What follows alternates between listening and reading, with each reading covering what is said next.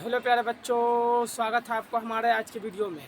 जैसा कि आप लोगों को पता है, क्या पता है कि हमारा आज का जो चैप्टर है ना, वो क्लास 12th के बच्चों के लिए है। यानी क्लास 12th के बच्चों के लिए है। तो क्या है, तो ई क्लास में हम करने वाले हैं political science class 12th chapter 2 का एकदम 50 मोस्ट इम्पोर्टेंट ऑब्जेक्टिव। परीक्षा में एकदम 100% लर्ने की हम गारंटी देते हैं। इस सब में से 2026 के जो भी एग्ज़ाम होगा ना, वो इसी के अंतर्गत दूसरा चैप्टर का जित अगर सवाल दिया ना, तो आपको यह सवाल के अंदर से आएगा, एक भी इससे बाहर सवाल का नहीं आएगा।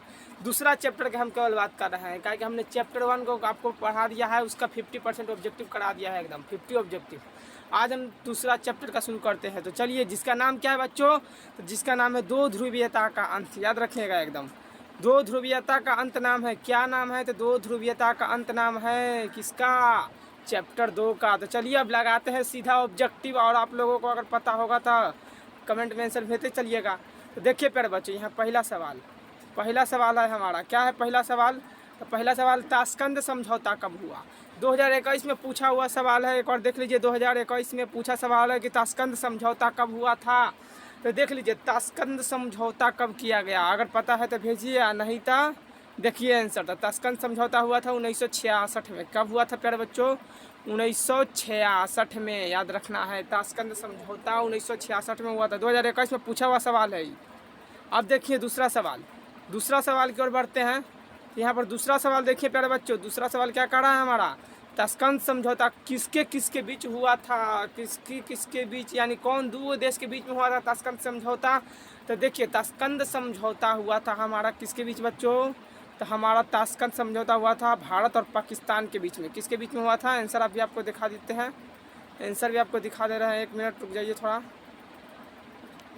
तो देख लीजिए प्यारे बच्चों, यहाँ पर दिया है आंसर कि ताशकंद समझौता भारत पाकिस्तान के बीच, बी नंबर इसका राइट आंसर हो जाएगा दूसरा नंबर का। बढ़ते हैं तीसरा नंबर पर बढ़ते हैं एकदम। तो देखिए प्यारे बच्चों, तीसरा नंबर सवाल क्या है हमारा, तो तीसरा नंबर का रहा है, निम्नलिखित में कौन बाल्टिक गणराज्य थे। बाल्टिक गणराज्य कौन कौन है बच्चों, या फिर थे, उनका नाम बताना है। तो बाल्टिक गणराज्य कौन कौन है, लिथुआनिया, एस्टोनिया या फिर लताविया, या इनमें से सभी। तो याद रखिएगा प्यारे बच्चों, क्या याद रखिएगा, तो याद रखिएगा यही ना, कि जब भी आपको इनमें सभी ऑप्शन में देखने को मिले ना, तो बिना सोचे समझे आपको मार देना है इनमें सभी। अगर याद नहीं है इस सवाल का आंसर, अगर याद नहीं है तब मारना है इनमें सभी, और दिख जाए तो चलिए बढ़ते हैं आगे और देखते हैं चौथा नंबर सवाल। देखिए चौथा नंबर सवाल हमारा क्या कह रहा है, बोल्शेविक क्रांति कब हुआ था। क्या बच्चों, तो बोल्शेविक क्रांति कब हुआ था, हमारा अगला सवाल है, बोल्शेविक क्रांति कब हुआ था। तो एक और कमेंट में आंसर आ जाना चाहिए सभी बच्चों का कि बोल्शेविक क्रांति कब हुआ था। तो देख लीजिए, यहाँ पर दिया है 1916, 17, 18, 19। तो आपका राइट आंसर हम आपको बता दे रहे हैं। तो राइट आंसर हमारा हो जाएगा 1917। 1917 में क्या हुआ था बच्चों, तो बोल्शेविक क्रांति हुआ था। याद रखना है एकदम, बोल्शेविक क्रांति 1917 में हुआ था। बोल्शेविक क्रांति कहाँ, तो रूस में हुआ था। याद रखिएगा ये भी, बोल्शेविक क्रांति रूस में हुआ था। अगला देखिए पाँचवा नंबर सवाल, रूस में जारशाही शासन का अंत कब हुआ। रूस में जारशाही शासन का अंत कब हुआ था, एक बार कमेंट में आंसर। तो देखिए एक बार आंसर बता दे रहे हैं। तो रूस में जारशाही 1917, 18, 26, 31। तो इसका राइट आंसर देख लीजिए बच्चों, तो 1917 में हुआ था। हम क्या बोले थे, रूस में बोल्शेविक क्रांति को ही जार का अंत हुआ था, उसी क्रांति के बाद तो जो बोल्शेविक क्रांति 1917 में हुआ था। तो ऑप्शन नंबर ए हो जाएगा हमारा राइट। बढ़ते हैं अगले सवाल पर। यहाँ अगला सवाल देखिए, छठा नंबर सवाल क्या है कि रूस में जार के शासक की समाप्ति के बाद कौन से दल सरकार बनाई थी वहाँ पर। मतलब रूस में जब सरकार यानी राजा का शासन समाप्त हो जाता है, तो वहाँ पर सबसे पहला दल कौन बनता है बच्चों, एक और कमेंट में आंसर दे देखिए, हम आपको बता दे रहे हैं।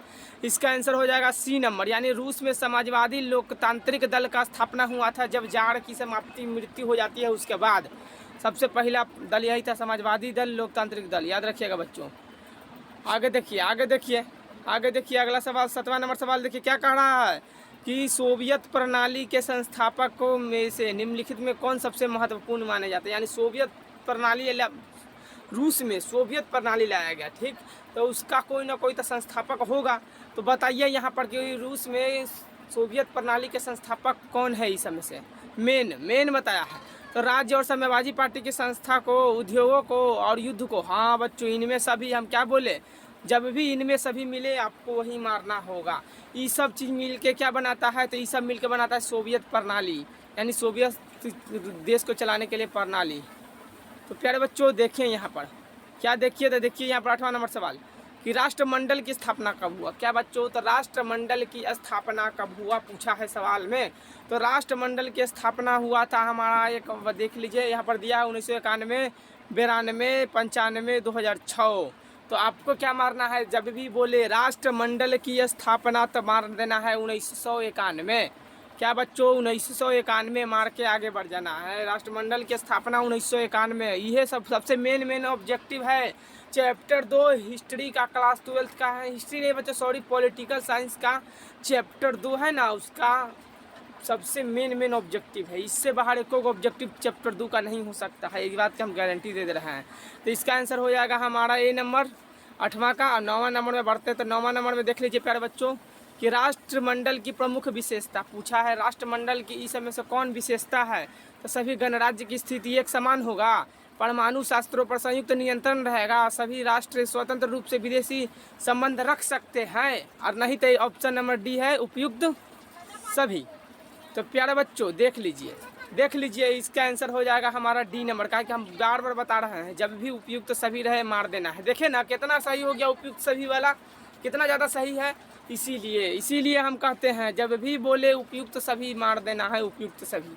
तो देखिए 10वां नंबर क्या कह रहा है, किसने सोवियत संघ में सुधार की शुरुआत किया था, मतलब किसके द्वारा सबसे पहले सोवियत संघ में सुधार करने की बात किया गया था रूस में, तो किसके द्वारा कहा गया था। तो देख लीजिए आंसर हो जाएगा मिसाइल गोर्बाचेव को द्वारा क्या कहा गया, तो सोवियत संघ रूस में क्या किया जाए, कुछ सुधार किया जाए। तो ऑप्शन नंबर ए मार के आपको आगे बढ़ते चलिएगा।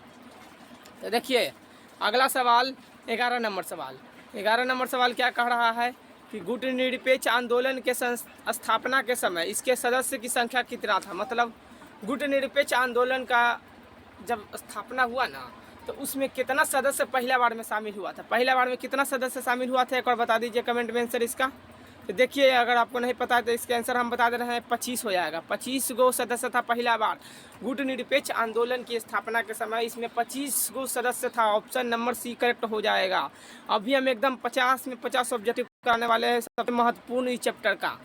तो 12 नंबर सवाल, नवीन अंतर्राष्ट्रीय आर्थिक व्यवस्था की अवधारणा अंतर्राष्ट्रीय राजनीतिक पटल पर किस दशक में आया था। यानी बोला है नवीन अंतर्राष्ट्रीय आर्थिक व्यवस्था, यानी नया आर्थिक व्यवस्था किस राजनीतिक दल मतलब कब आया था, ये सीधा पूछा है। सवाल का मेन मुद्दा आपको घुमाना था, लेकिन यहाँ पर सीधा बात पूछा है कि नवीन अंतर्राष्ट्रीय आर्थिक व्यवस्था कब आया था रूस में।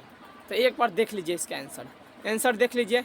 इसका आंसर हो जाएगा प्यारे बच्चों ए नंबर यानी क्या है 1970 के दशक में क्या आया था, तो नवीन अंतर्राष्ट्रीय आर्थिक व्यवस्था। तो ऑप्शन नंबर हमारा 12 का ए हो जाएगा एकदम सही।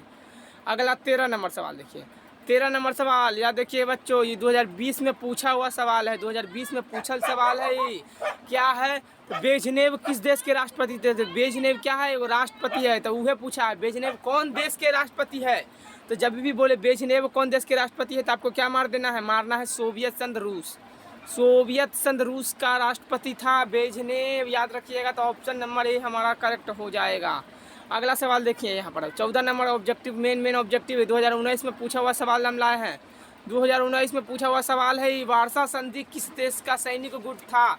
वारसा संधि किस देश के सैनिक गुट को कहा जाता था, वारसा संधि। तो वारसा संधि हम किस देश को कहते थे, वारसा संधि होता हुआ है हमारा सोवियत संघ रूस में हुआ है। तो ऑप्शन नंबर हमारा ए हो जाएगा एकदम करेक्ट बच्चों। समझ में आ रहा है ना आप सभी को कौन सा ऑब्जेक्टिव कैसा ऑब्जेक्टिव पूछता है बिहार बोर्ड हर एग्ज़ाम में, हर साल एग्ज़ाम में। तो यही सब सवाल एकदम सेम टू सेम रहेगा, आपको भी देखने को मिलेगा।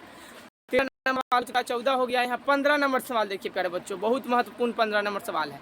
2012 और 2019 में पूछा हुआ सवाल है कि क्यूबा संकट किस वर्ष उत्पन्न हुआ था। तो एक बार कमेंट में इसका आंसर आ जाना चाहिए कि क्यूबा संकट का किस वर्ष उत्पन्न किया गया। क्यूबा संकट 1960 में, 61 में, 62 में या फिर 63 में। तो देखिए इसका आंसर हमारा 62 में हो जाएगा, याद रखिएगा। 1962 में क्या हुआ था, तो क्यूबा संकट आया था 1962। 2 साल पूछा हुआ सवाल है 12 और 19 में, इसलिए इसको तो याद कर लीजिए एकदम। काहे कि बिहार बोर्ड हमेशा अपना सवाल को रिपीटिंग करता है, हर साल रिपीटेड सवाल भी आते हैं, बहुत ज़्यादा रिपीटिंग सवाल रहता है। 16 नंबर, सोवियत संघ का विघटन कब हुआ? सोवियत संघ का विघटन कब किया गया था? एक बार कमेंट में आंसर सभी बच्चों का। तो देखिए 2020 में पूछा हुआ सवाल है, तो हम आपको इसका आंसर बता दे रहे हैं। सोवियत संघ का विघटन हुआ था 1991 में। कब हुआ था प्यारे बच्चों? तो 1991, यानी बी नंबर हमारा होता है यहाँ पर राइट। बी नंबर होता है एकदम सही। 1991 में सोवियत संघ का विघटन हुआ था। याद रखिएगा सभी प्यारे बच्चों, याद रखिएगा एक बार कमेंट में सभी का। अगर आपको समझ में आ रहा है, सब ऑब्जेक्टिव याद हो रहा है, तो एक बार सही अच्छा मतलब कह दीजिए कि हाँ हमको याद हो रहा है, सब एकदम सब याद है। तो 17 नंबर सवाल देखिए, सोवियत संघ की स्थापना किस क्रांति के फलस्वरूप हुआ था? सोवियत संघ की स्थापना है ना, कौन से क्रांति के बाद कर दिया गया? बोल्शेविक क्रांति, गौरवपूर्ण क्रांति, मजदूर क्रांति या फिर खूनी क्रांति के बाद? तो सोवियत संघ की स्थापना हुआ है प्यारे बच्चों बोल्शेविक क्रांति के बाद, यानी ऑप्शन नंबर ए हमारा राइट हो जाएगा 17 नंबर सवाल का। बोल्शेविक क्रांति के बाद सोवियत संघ की स्थापना किया गया था, ये सब जान रहा है बच्चा, सब पढ़ ले होगा पहले, इसलिए हम खाली ऑब्जेक्टिव एकदम मेन लाए हैं, जो कि एग्जाम में हर साल पूछता है और 2026 में भी पूछबे करेगा एकदम। तो 18 नंबर, सोवियत राष्ट्रपति मिसाइल गोर्बाचोव, हम क्या बताए थे? मिसाइल गोर्बाचोव कहाँ का राष्ट्रपति था? सोवियत संघ का राष्ट्रपति यानी रूस का। तो गोर्बाचोव ने कब अपना त्याग पत्र दे दिया? यानी मिसाइल गोर्बाचोव राष्ट्रपति से त्याग पत्र कब देते हैं? इसका आंसर देख लीजिए प्यारे बच्चों, इसका आंसर हो जाएगा हमारा ए नंबर, यानी दिसंबर 1991 ईस्वी में क्या करते हैं? तो सोवियत राष्ट्रपति मिसाइल गोर्बाचोव अपना त्याग पत्र दे देते हैं, यानी राष्ट्रपति से वो इस्तीफा दे देते हैं कि हम इस्तीफा देते हैं, राष्ट्रपति से हटते हैं। अब कब था? दिसंबर 1991 में, याद रखिएगा। अगला सवाल 19 नंबर सवाल देखिए, 19 नंबर क्या कह रहा है? सोवियत संघ के अंतिम राष्ट्रपति कौन थे? तो सोवियत संघ यानी रूस के अंतिम राष्ट्रपति कौन थे भाई साहब? बच्चों एक बार बता दीजिए, सभी बच्चों बता दीजिए एक बार। तो देखिए 19 नंबर का आंसर, सोवियत संघ के अंतिम राष्ट्रपति थे मिसाइल गोर्बाचोव। कौन थे? तो Mikhail Gorbachev, option number B इसका राइट हो जाएगा। सोवियत संघ यानी रूस, याद रखिएगा। सोवियत संघ किसको बताता है? तो रूस के बता रहा है। तो सोवियत संघ का अंतिम राष्ट्रपति मिसाइल गोर्बाचोव था, जो क्या कर दिया था? तो अपना इस्तीफा दे दिया था। अभी अब पिछला सवाल में पढ़े हैं इसके बारे में। तो देखिए 20 नंबर सवाल, मिसाइल गोर्बाचोव सोवियत संघ के राष्ट्रपति कब बना था? कब बना था बता दीजिए एक बार। मिसाइल गोर्बाचोव जो राष्ट्रपति का पद कब ग्रहण किए थे? तो देख लीजिए, इसका आंसर हो जाएगा हमारा क्या बच्चों? 1985 में। क्या है आंसर? 1985 ईस्वी में हुआ था बच्चों, मिसाइल गोर्बाचोव राष्ट्रपति बने थे। याद रखिएगा एकदम इस सवाल का आंसर।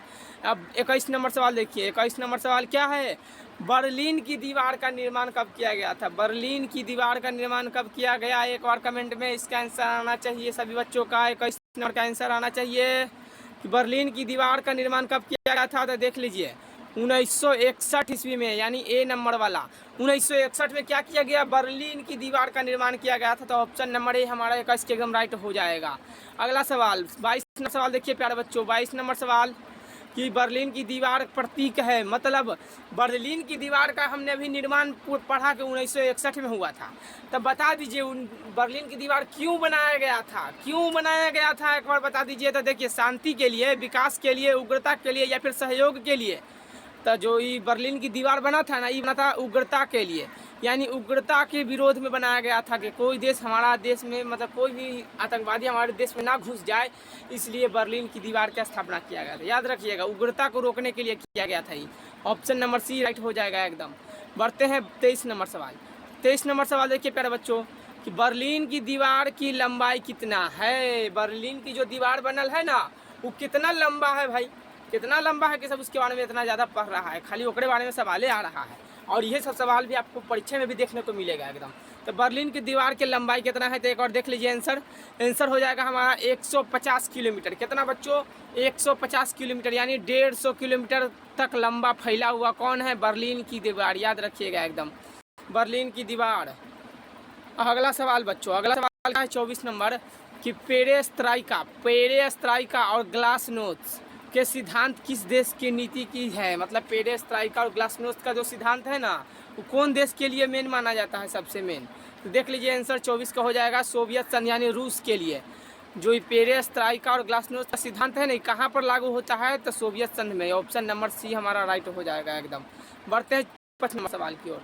तो 25 नंबर सवाल देख लीजिए 25 नंबर क्या कह रहा है हमारा, पेरेस्ट्राइका और ग्लासनोस्ट नामक सिद्धांत प्रतिपादन कौन करते हैं। मतलब ये जो पेरेस्ट्राइका और ग्लासनोस्ट का सिद्धांत है ना, इस कौन देता है इस सिद्धांत, उसका नाम पूछा है। 2015 में पूछा सवाल है, देख लीजिए 2015 में पूछा हुआ सवाल है कि पेरेस्ट्राइका और ग्लासनोस्ट का सिद्धांत कौन देता है। तो इसका आंसर क्या हो जाएगा, तो इसका आंसर हो जाएगा मिसाइल गोर्बाचेव, जो क्या थे, राष्ट्रपति थे। कहाँ के, तो रूस के राष्ट्रपति थे। तो यही क्या देते हैं, पेरेस्ट्राइका और ग्लासनोस्ट का सिद्धांत। 2015 में पूछा सवाल है, इसलिए ये भी आ सकता है, एकदम याद कर लीजिएगा इस सवाल।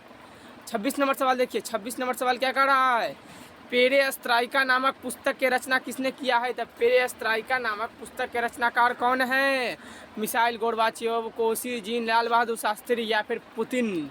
तो इसका आंसर सब जान रहा है, सब जान रहा है। अभी ना हम बताएं कि मिसाइल गोर्बाचेव के द्वारा पेरेस्ट्राइका मतलब पुस्तक का रचना किया गया था। तो ऑप्शन नंबर हमारा क्या है, 26 के ए हो जाएगा, एकदम राइट। 27 नंबर सवाल पर बढ़ते हैं। 27 नंबर सवाल देख लीजिए, केजीबी क्या है, केजीबी क्या है, साम्यवादी गुप्तचर है, बाल्टिक गणराज्य का गुप्तचर है, या फिर सोवियत संघ की सैन्य एजेंसी है, और नहीं तो सोवियत संघ का स्थानीय जाति का संगठन है। तो केजीबी क्या है पूछा है ना, तो हमारा राइट आंसर क्या हो जाएगा प्यारे बच्चों, तो देख लीजिए ये क्या है, तो ये वो साम्यवादी गुप्तचर संगठन है। केजीबी क्या है, तो वो साम्यवादी गुप्तचर संगठन, यानी ऑप्शन नंबर 27 का ए हो जाएगा, एकदम राइट आंसर। 28 नंबर सवाल पर बढ़ते हैं। 28 नंबर सवाल देखिए क्या है, यहाँ पर आंसर भी दिख गया, लेकिन कोई दिक्कत नहीं है। 28 नंबर देख लीजिए, राष्ट्रमंडल की स्थापना का मुख्य सहयोग कौन निभाया था। मतलब देखिए राष्ट्रमंडल एगो था, मतलब राष्ट्रमंडल उसका स्थापना कौन करते हैं, कौन करते हैं, तो ये करते हैं बोरिस येल्त्सिन, यानी ऑप्शन नंबर ए हमारा राइट हो जाएगा। राष्ट्रमंडल की स्थापना कौन करते हैं बच्चों, तो बोरिस येल्त्सिन के द्वारा किया जाता है। तो ऑप्शन नंबर ए हमारा करेक्ट हो जाएगा 28 का। अब 29 नंबर सवाल देखिएगा, यही सब सवाल आपको परीक्षा में भी पूछेगा। तो 29 नंबर क्या कह रहा है, 29 नंबर कह रहा है विश्व राजनीति में दूसरी दुनिया के अंतर्गत कौन सा देश आता है। मतलब दूसरी दुनिया का देश किसको कहते थे, दूसरी दुनिया का देश किस देश को कहा जाता था। तो 29 को हो जाएगा सी नंबर, यानी सोवियत संघ, यानी रूस को क्या, सोवियत संघ के देशों को हम क्या कहते थे बच्चों, दूसरी दुनिया का देश कहते थे, सोवियत संघ के देशों को। तो ऑप्शन नंबर हमारा 29 का हो जाएगा सी नंबर। 30 नंबर सवाल देखिए, बहुत मेन सवाल है ये भी, क्या है, तो शॉक थेरेपी क्या है पूछा है सवाल, कि शॉक थेरेपी क्या है पूछा है। तो ऑप्शन में देख लीजिए क्या है, आर्थिक व्यवस्था का एक विशेष मॉडल है, और नहीं था सोवियत संघ के सदस्य के देशों का मॉडल है, या फिर पूर्व सोवियत संघ के सदस्यों का आणविक मॉडल है, और लास्ट में दिया है इनमें सभी। तो शॉक थेरेपी क्या है, तो इसका आंसर देख लीजिए प्यारे बच्चों, इसका आंसर क्या है, तो शॉक थेरेपी क्या है बच्चों, तो आर्थिक व्यवस्था का विशेषता को बतलाने वाला मॉडल है। शॉक थेरेपी क्या है, आर्थिक व्यवस्था का विशेषता को बतलाने वाला मॉडल, यानी ऑप्शन नंबर ए हमारा एकदम राइट हो जाएगा।